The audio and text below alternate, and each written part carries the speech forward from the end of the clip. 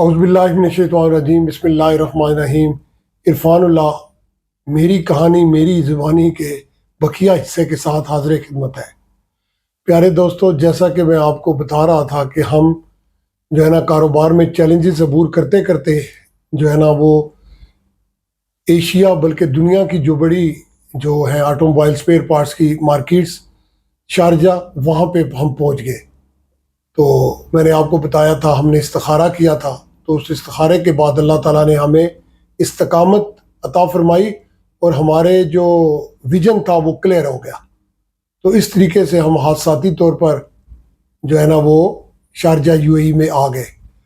اور یہاں پر دوستو آپ کو پتہ ہے کہ ہمارا معاشرہ جو ہے وہ نیگیٹیوٹی زیادہ جو ہے نا تقسیم کرتا ہے، تو ہمیں لوگوں نے بہت ڈسکریج کیا، بہت زیادہ جو ہے نا وہ منفی خیالات کا اظہار کیا۔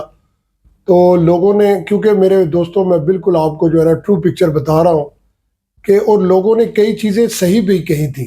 لوگوں نے کہا تھا اس وقت ہمارے پاس 35,000 درہم جو ہے نا وہ ہمارے پاس انویسٹمنٹ تھی اور 16 وہیکلز ہمارے پاس تھی، یعنی کہ 16 گاڑیوں کے ساتھ ہمارا قافلہ القوین سے شارجہ کے لیے پہنچا۔